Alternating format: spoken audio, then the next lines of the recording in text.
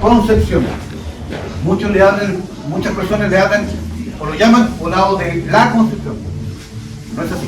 El poblado es Concepción. Se colocó el la para diferenciarla de la ciudad de Concepción, de nosotros, que estamos aquí presentes, del poblado peruano que está en la sierra. La cuarta compañía no se encontraba originalmente en resguardo de este poblado, que era una línea defensiva que tenía las guarniciones chilenas, que era el ejército del centro al mando del coronel Estanislao del Canto. Estas guarniciones, estas pequeñas poblados que se encontraban donde estaba Tarma, Jauja, Huancayo, Concepción, ¿cierto? Eran pequeños poblados donde el ejército del centro mantenía pequeñas guarniciones. Anteriormente, a la cuarta compañía se encontraba la tercera y quinta compañía, al mando del capitán Moro, quienes, al pasar por este poblado, el capitán Baquedano Francisco Laiseca, le dicen que por favor le pida al coronel Estanislao del Canto que lo releve, porque ellos se encontraban con gente, con mucho personal enfermo. Entonces el coronel del Canto llama a el comandante del batallón Chacabuco, Marcial Pinto Agüero, y le dice cuál es la mejor compañía o que se encuentre mejor pie para poder reemplazar esta unidad. La cuarta compañía del batallón Chacabuco, la que está al mando del teniente Carrera Pinto, pero tiene tenientes muy jóvenes, sí, pero sabrán cumplir con su deber, y los envían. Ellos llegan aproximadamente el día 5 de julio, aproximadamente a las 6 de la tarde. Ellos quedan al mando. El capitán Moro, al entregar el puesto o el poblado, le indica a Ignacio Carrera Pinto que tuviese cuidado y previsión de colocar vigías en la cima de lo que es el Cerro León, para de ahí poder tener visión qué es lo que pasaba desde detrás de estos cerros y también hacia lo que era adelante. Estamos hablando que hacia adelante del poblado está el río Mantaro y era un valle, el valle del río Mantaro. Ignacio Carrera Pinto se nos olvida ese detalle. Con los días baja su guardia y coloca los vigías en la torre de la iglesia. Con ayuda de un monasterio que estaba muy cerca del poblado, que estaba aproximadamente 2 kilómetros y medio, el monasterio de Santa Rosa de Ocopa, y en complicidad con los monjes de este monasterio, los peruanos organizan una procesión el día domingo. Y se acercan a hablar con Ignacio Carrera Pinto, le hacen presente que el día domingo ellos tienen una procesión que por favor se la autorice.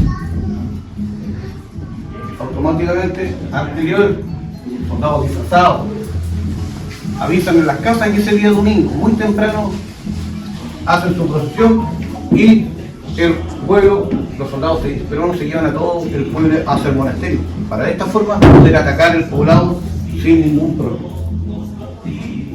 Siendo la 1 de la tarde, 1:30 de la tarde, los vigías que se encontraban en la torre automáticamente dan aviso que el Cerro León está siendo rodeado y vienen bajando gran cantidad de soldados peruanos y montoneros. Los soldados peruanos eran aproximadamente 600 hombres de línea, uniformados, 600, pero eran cerca de 1500 a 1600 montoneros. Estamos hablando de una fuerza total de más de 2100 hombres. ¿Contra quiénes? Contra la cuarta compañía del Chacabuco, que eran solamente 77. En realidad eran 76 del Chacabuco y era uno del soldado Pedro González, soldado del batallón de la octava.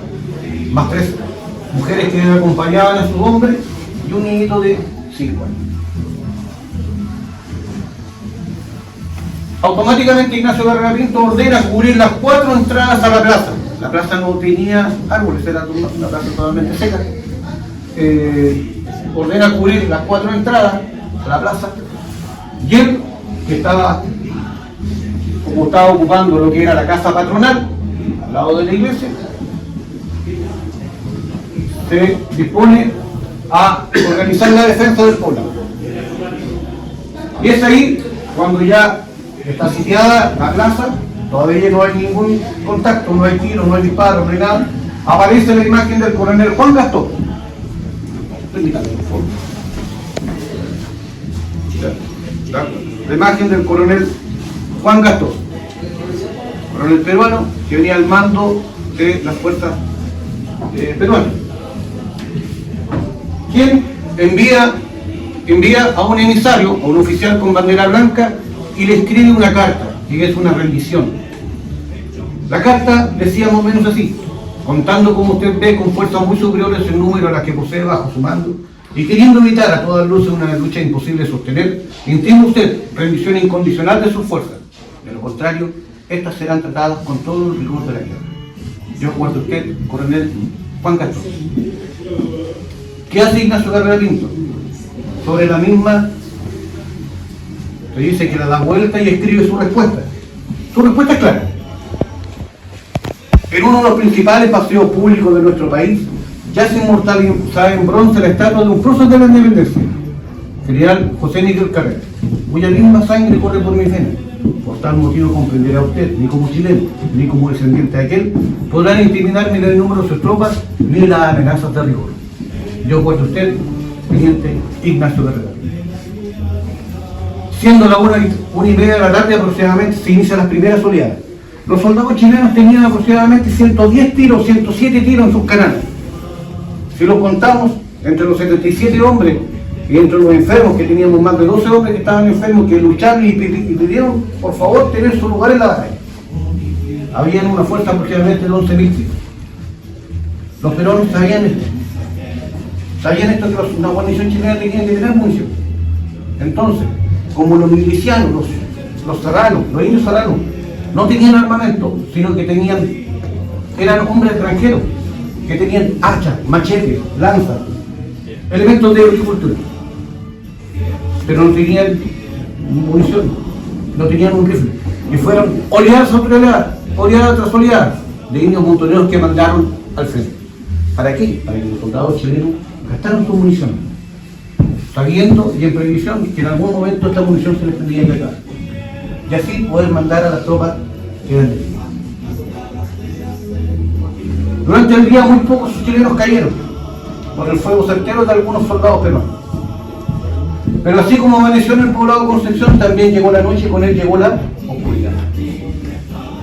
Sabiendo esto y en previsión de que las sombras podían hacer que los soldados peruanos y los indios pudieran cercar a los soldados chilenos,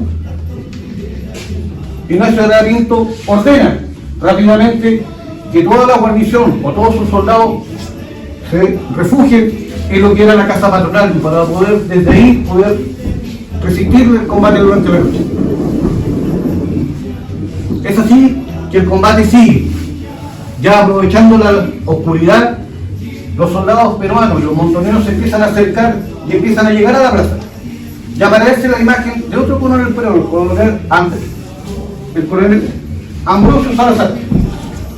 ¿Ya? Tenía una particularidad que no tenía el coronel Juan Gastón: era la imagen y podía comunicarse directamente con las montoneras peruanas. Él, a su vez, era el dueño de esta casa que tenemos al lado de la casa patronal, y es el que ordena a los soldados peruanos que empiecen a abrir boquetes o hoyos en las paredes para poder entrar y sacar a los soldados que se encontraban en la casa patronal. ¿Logran hacer el boquete? Sí, lo logran hacer, pero los soldados chilenos al interior de este se defienden y logran tapar nuevamente muchos con los cuerpos de los soldados que están dentro. Ante la defensa tan obstinada que mantenían los soldados chilenos, el coronel Juan Gastón ordena que tiren parafina al techo para que este se encendiera y por último entre asfixiado y que el techo quemado les cayera a los soldados. Los soldados siguieron resultando, los soldados chilenos. Aproximadamente a las 2:30, 3 de la mañana, ya la presión que se encontraba en la plaza ya era mucha. Y aparece nuevamente Ignacio Carrera Pinto al mando de 18 de sus hombres, que tienen que salir a liberar la presión con espada en mano, los soldados con su fusil y su bayoneta. ¿Ya? Logran liberar la presión, pero 8 de los suyos caen tirados y caen muertos en la casa. Se logra un poco a liberar esta presión que ha habido. Pero Ignacio Guerrera Pinto nuevamente vuelve a salir, pero esta vez un tiro se le aloja en el brazo izquierdo, prácticamente partiéndoselo por la mitad. Es rescatado por sus soldados y por las mujeres, es vendado, pero ante obstinada resistencia, Ignacio Guerrera Pinto vuelve a salir. Esta vez un tiro se le aloja en medio de su pecho y ya este valiente nunca más se vuelve a levantar. Asume así el mando Arturo Pérez Canto, muere a pocos minutos Julio Montt Salamanca, que también fallece. La noche pasa y ya siendo las 10 de la mañana del 10 de julio de 1882, ya solamente quedan 5 hombres del Chacabuco. Un joven de 16 años, subteniente Luis Cruz Martínez, al mando de 2 soldados conscriptos, o sea, 2 soldados, no puedo decir conscriptos, perdón, más el sargento primero Manuel Jesús Silva y el sargento segundo Cloromiro Rosa. Nuevamente aparece la imagen del coronel Juan Gastó, porque los soldados peruanos se encontraban ya rodeando todo el poblado de la plaza que era de ellos. Estos 5 valientes que se encontraban en la entrada de lo que era la iglesia. Y aparece nuevamente la imagen del coronel Juan Gastó, quien le grita: ¡ríndase, hijo! ¡Ríndase! No tiene para qué morir. El honor de su bandera ya ha sido salvado. Ignacio Guerrera, o sea, Luis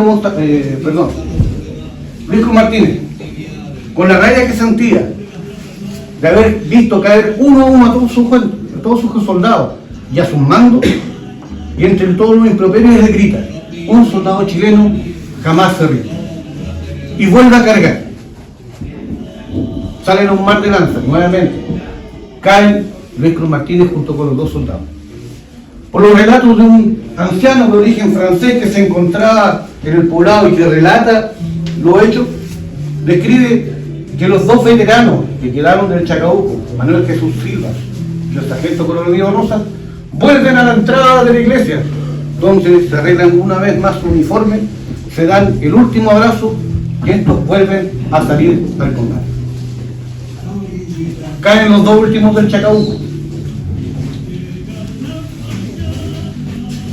1 hora y media después aproximadamente hace entrada en lo que es el poblado, el ejército del centro, al mando del coronel Estanislao del Canto. Y al darse cuenta de lo que había ocurrido en este poblado, ordena al cirujano de la guarnición que extrajera los corazones al menos de los 4 oficiales, para que al menos sus corazones vuelvan a Chile. El día de hoy estos corazones se encuentran en la Catedral de Chile, en Santiago, en la entrada en una urna de mármol blanco.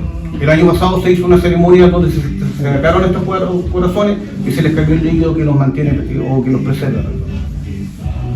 Esta es la historia de este batallón, de la compañía y en sí del regimiento Chacabuco, que gracias a esta batalla, todos los 9 de julio, nuestros jóvenes soldados juran a la bandera. Pero también, el día 9 de julio, es el día de nuestra bandera. Y hay un tercer hecho para los jóvenes, que dicen que no tienen un día, sí lo tienen.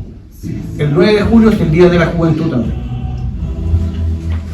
Hasta el día de hoy, el regimiento permanece acá, que llegó acá a Concepción aproximadamente en el año 1906, donde ha permanecido, muriendo y ayudando en este caso en todo tipo de emergencia y catástrofe que ha ocurrido aquí en la ciudad, no solamente en la ciudad, sino también en el país. Esto es la historia de este regimiento y esto es lo que lo puedo comentar. Si alguien tiene alguna duda que me quiera hacer, estaré contento de poder aclarar.